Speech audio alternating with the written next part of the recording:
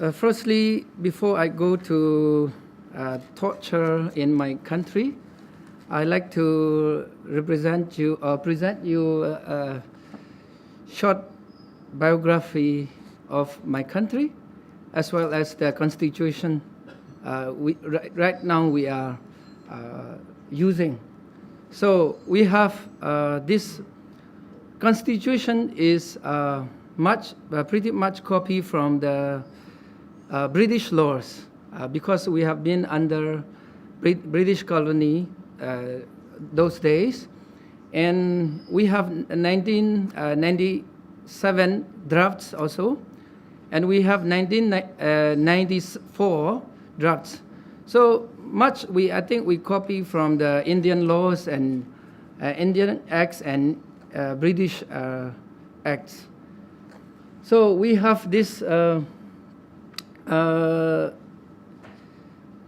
As of now, we have 3 branches of powers which we are using in the Constitution. We have separate. We stand up separate. We have practiced our power separately. For us, a legislation, whereas in the executive body is the Mr. President is the head of the state, head of the country, and head of the executive body also. And another thing is that judiciary. But we practice our power just up to certain extent only.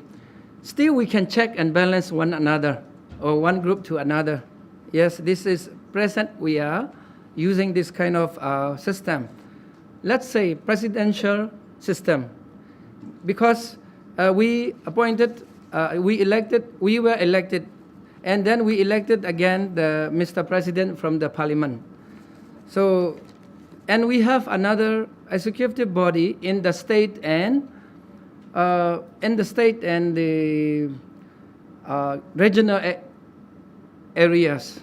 We have 14 regional areas and states, 7 regional areas and 7 states.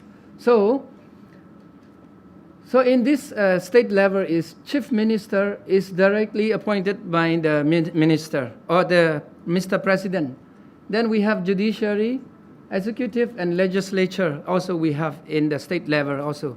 But here in the state level, we collaborate together. They don't have much check and balance because chief minister himself is the parliament member in the state level. So it's like this. But whereas in the union level, we practice our power separately, where we check and balance, when we provoke the ministers and vice president or something, and then we impeached the commissioner of the tribunal court. We impeached, and 9 of his co-workers have to get up from the staffs or the ministries, let's say. So so being a parliament rights member, we try to provoke the ministers also. So one minister, they have to ask apology from the parliament also sometimes. So there have been 2 cases that Minister of Agriculture and Irrigations, he had to apologize and admit. So if he is not doing that, we will have to impeach him also. So during this 2 years of presidency and this our new government, we try to provoke 3 ministries. So it's all successful, except from impeachment. So we appointed again the tribunal courts and staff ministries also. And well, all this are how we are practicing in our country. But there is something I have to express, that we had been under the dictatorships for how many years? 6 decades of years, you know. That's why we people are overwhelmed by all these fears. tortures, because everybody are afraid of tortures. So don't say even a civilian. Even we parliamentarians are afraid to talk about these tortures in the parliament. Very, very few cases brought up in the parliament about tortures or these discriminations, racism, religious freedom, or very, very little cases bring about in the parliament. Whereas I try to also, but there are some few, the one who didn't come here, Mr. Yeton also, he brought up some cases. Me too, I brought up some cases, and there are very, very few who brought up these torture cases in the parliament. So I'm sorry, because my computer is something wrong. There are some cases that I brought up in the parliament. So here is one case that I brought up in, not only one case, there are some are out of record, so I cannot bring out the photos and so happenings. So these are just some mere photos that I brought up in the parliament. There are cases that we can brought up. You were not given warning at first time in the initiated time of the parliament. We are being warned many times. I was warned. Don't talk about this. Talk about only this. So there are cases that you are going to talk about, sensitive cases like torture, and some cases that will be against the military. We are stopped. We are given warning. Don't talk about this because it is like confidential, something like that. They will be motivated as we will be motivated like this. So, well, as you know, many in other world or outside the world also it's happening. If there is war, there are a lot of tortures, discriminations. So such things are happening. Here in our country, that's my point of view only. The military is still, he wants to confiscate the power from the quasi-civilian government because they have been with this power and guns. You know, our people think that you are powerful when you have guns. So we try to institute a lot of organizations.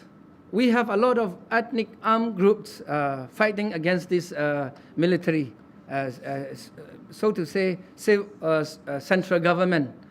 So out of this, we Kachin people are also one of the armed group force. Their name is like KIA, Kachin Independence Army. So we have been in peace and ceasefire, in the state of ceasefire for 17 years. But as soon as the quasi-civilian government, even though, why? Because I say this quasi, because all the government bodies like Mr. President, Vice President, and all these ministers and this intelligence are mostly military retired and ex-generals.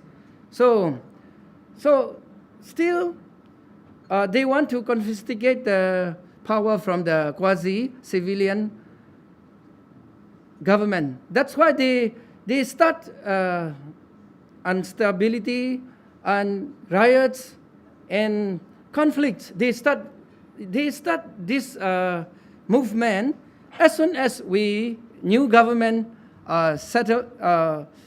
starts their regime. I mean their tenure of from the very month new government get in the positions. The military started fighting the KIA people. So the war is still going on there. But it's not very articulating as of now, fighting here and there. But so in these fightings, many died from my constituency also. So people were just shot to death, and people were just arrested just to make human shields. For men, they were let lead to show the KIA camps, the insurgent camps, where when the KIA open fire, we civilian will die first. So human shield.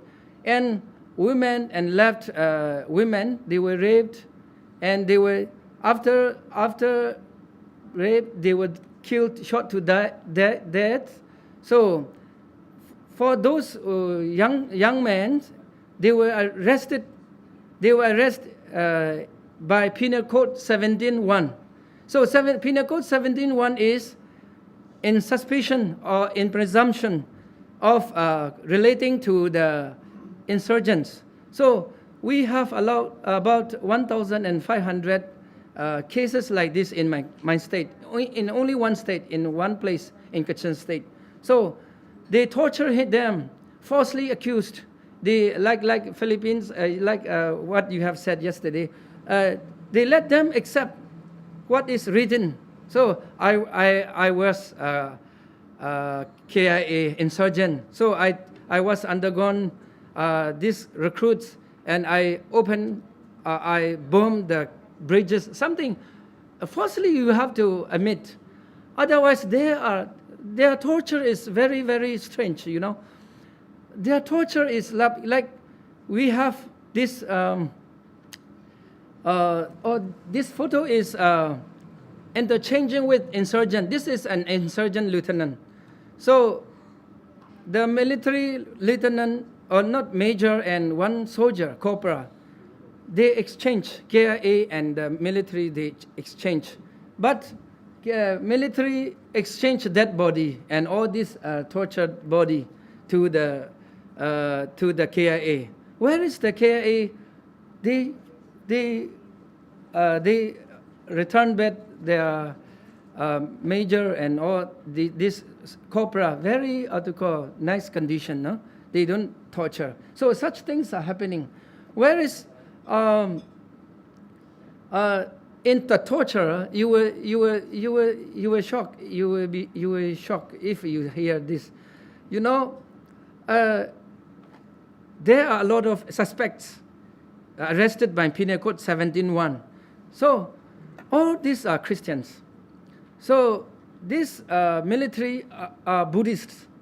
So there is, when you fight to death like Tamil tigers, no, they think that they were distinguished or extinguished like Sri Lanka government. So they want to diminish this KIA's groups, so that at the same time, with one stone, two birds, they want to disappear this Christianity like this. And where is it happened also in Rakhine state also? Rohingyas are Muslims, and Rakhines are Rakhine Buddhists. So when you try to have conflicts between Muslims and Buddhists, they don't want to appear this as discrimination of religion. But in another word, it is discriminations. It is annihilation of the religions, because many times they have attempted to declare Myanmar as Buddhist country, because during UNU time also, UNU is former Prime Minister of the Myanmar. In 1952, he declared this Myanmar as Buddhist country. That's why the insurgents broke out there, and conflicts reappear. So in they have this very systematically annihilation of other religions in our country. They have special tactics systematically. They will just say, oh, this is racism, Rakhines and Rohingya. So, and this is also, oh, they are Kachins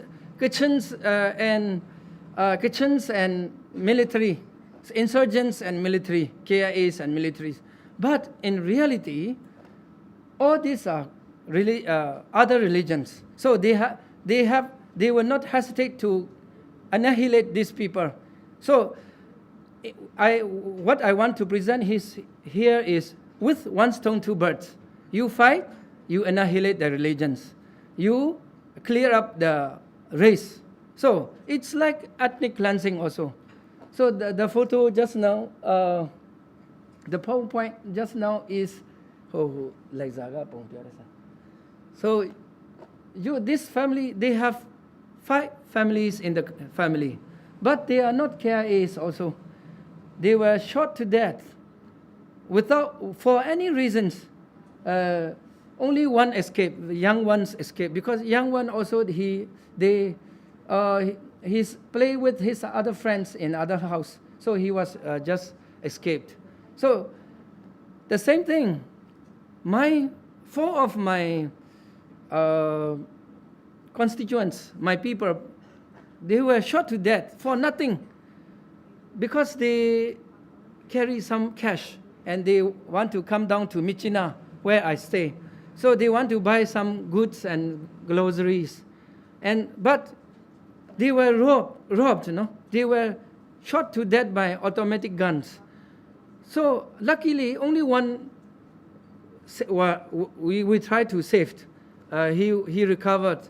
And 3, they destroyed the corpse. We can only get one corpse, so to say. Then they said that they don't know. So I put up this in the parliament also. So they were compensate only 5 lakhs. 5 lakhs is equal to $500 to one person, for one person who died in this case. So such things are happening. And recently, in August, from August 24th to up to now, there are some, this number 33 infantries, they captured the whole village. So they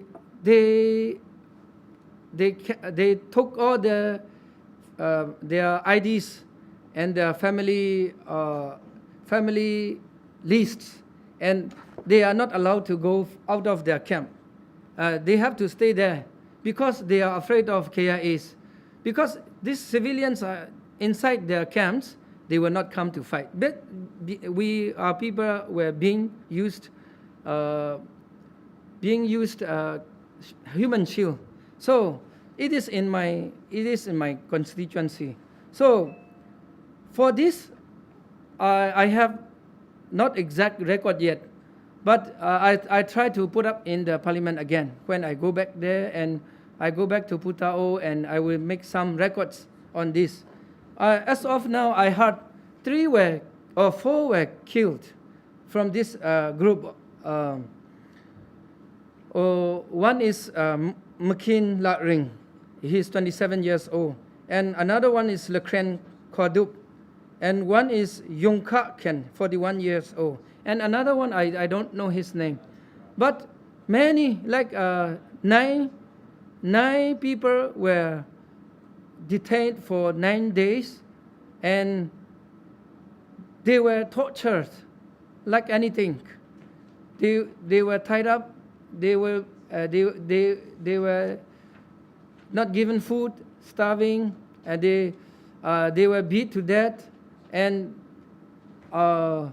they were beaten by the guns, and something like this. And then out of they also do the same thing to pastor of that village in Kaga. So accusing him relating to the KIA. So they are almost going to kill him one night, on the 4th night.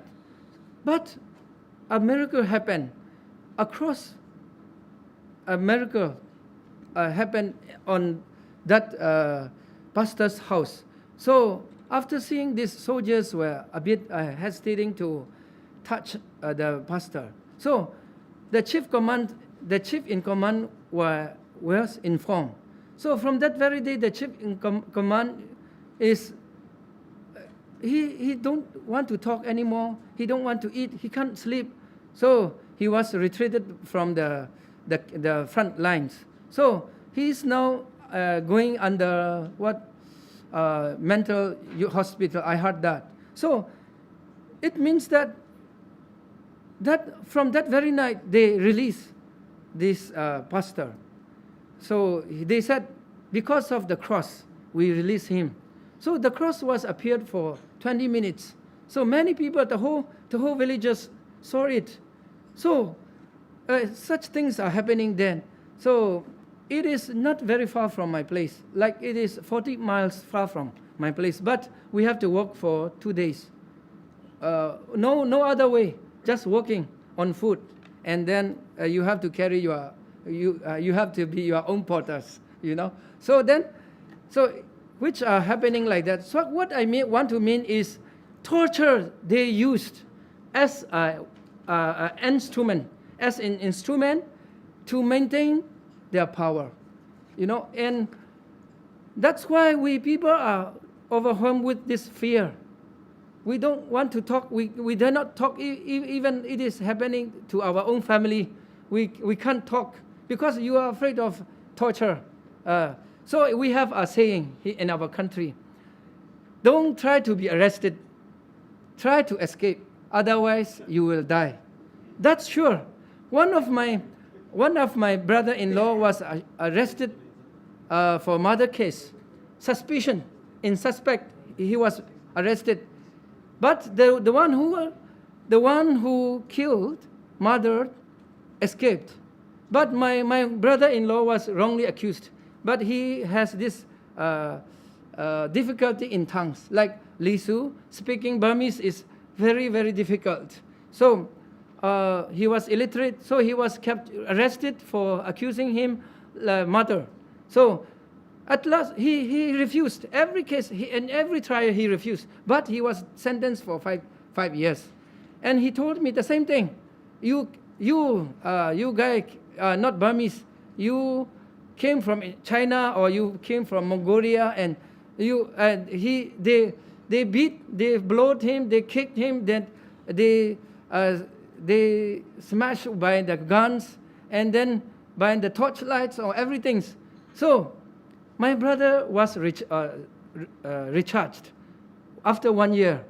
So, but he died after 3 months because of all these wounds, internal injuries, So that's why that saying is true for us.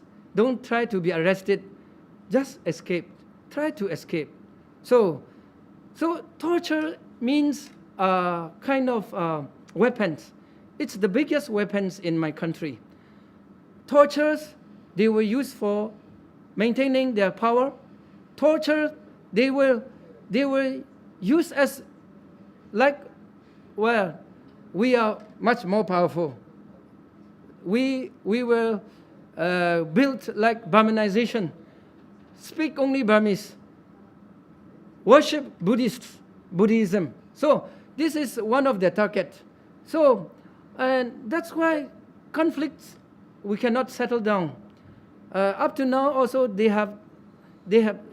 government said ceasefire, guys. Then let's talk politics and talk about whatever. But the KIA said we don't trust you.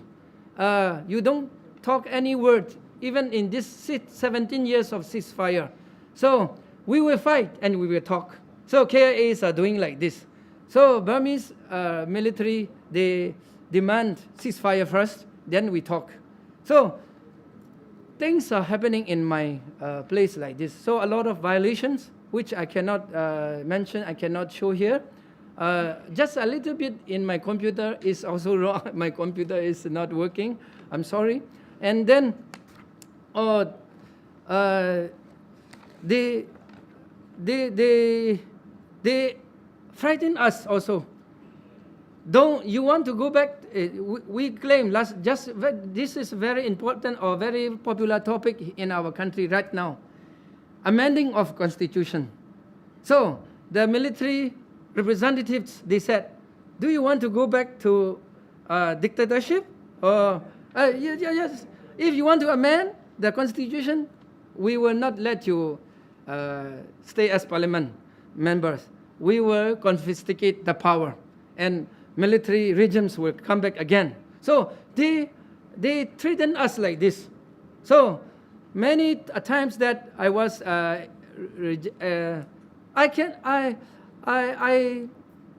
encourage my parliamentarians also. They thought that if they talk against the government and the executive body, they will kick you out from the parliament.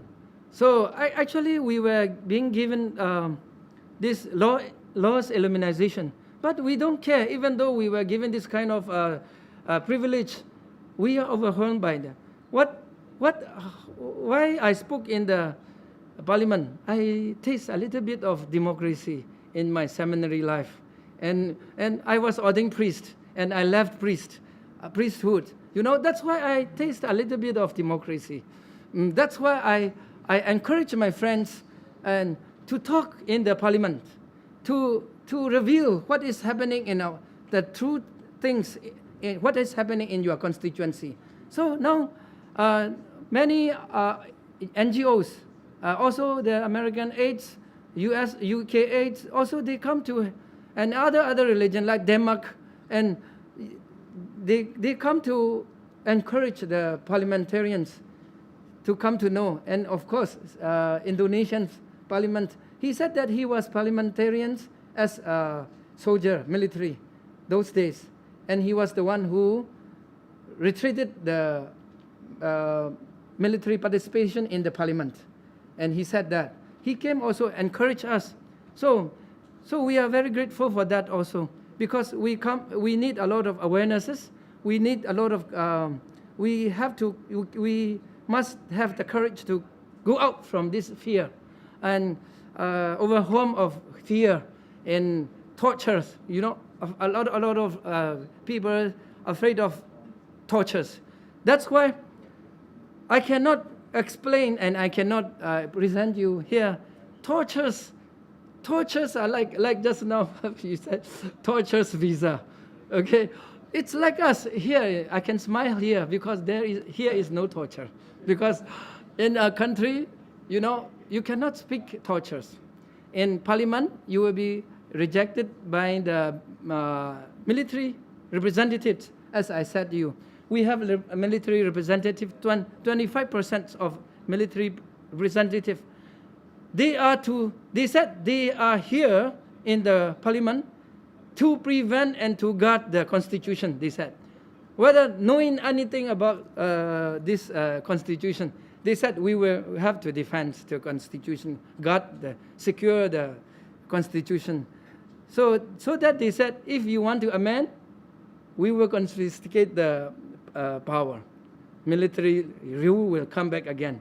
Now, it's also because in this constitution, Mr. or Mrs. Aung San Suu Kyi can't become a president, because in the I don't know the article, an article about 40, I think.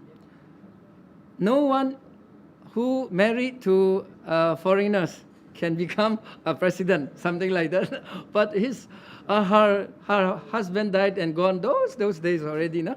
But still, this law. But they said this military intelligence. They said, oh, this law is enacted by her father Aung San, the one General Aung San who liberated the country, like Dr. Sun Yat-sen from your country, no, or Jose Rizal, like Philippines, you know. This is enforced by her father, so we cannot quit this. We cannot amend this. So she can't become a president in the 2015. So, well, as of me, I like her to become a president, so that relief, development, prosperity will come back soon, very quickly in our country.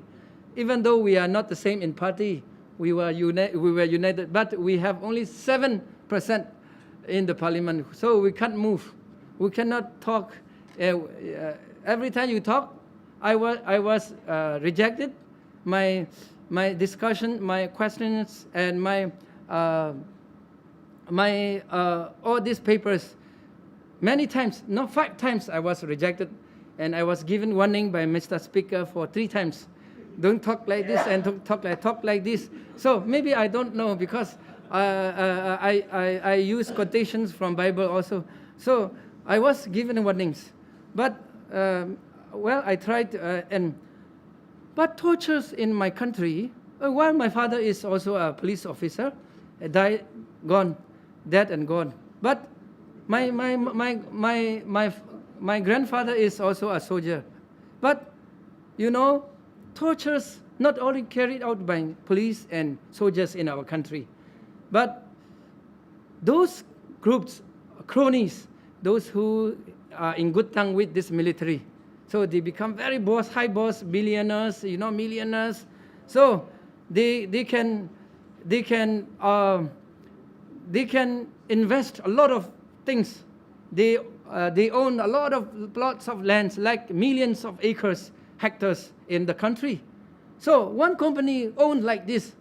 So they are very high boss, like Mr. Teza. Teza is son-in-law of Senior General U Tan Shui, who retired the military regimes. So they are filthy rich. But so how did they become rich? They arrest farmers. They confiscate lands, and they confiscate the beach, and they confiscate coconut trees, whatever, ticks and whatever. So ponds, fish ponds, and so if they don't, they organize groups like Swan Ashen. Swan Ashen is like powerful, energetic, no, and so they organize like this, and they beat to the farmers who protest. So in reality, when they brought up to the case to the trial, they said that these farmers, without having any license, they claim the land. So whereas we have these papers, we own this land. So they don't have this kind of papers. So they claim, they come and plow, they come and farm, grow paddy. So we arrested them, and so many farmers are staying in the jail now, in the prisons, wrongly accused, because they don't know how to make a paper even. As in the Philippines, the copies are very expensive. Like us also here, you have to copy a lot of papers to every ministries and to the head and parliament. Even to parliaments, you have we have 18 committees, and in the House of Representatives also we have 24 committees. So you have to reach out all these things. So farmers cannot voice out. So that's I try to voice out a little bit. So I was assigned in many committees. So I have to work all the times. So I saw a lot of tortures, violations done to them. So it's that's why we have very weak systems of laws, in our country. We have all these loopholes in our systems, in these judicial systems. So last time AHRC invited me here, and then we went to the Hong Kong anti-corruption organization. So when I went back there, and when I put up these papers and books I got from that organization, so my speaker said, "Oh, John, this is too early to speak of this here." So bribery and corruptions are like culture in our country, deep-rooted, very deep-rooted. So it's very hard. So tortures are also the biggest weapons maintaining their power. So as of now, I just want to present that much. And thank you very much.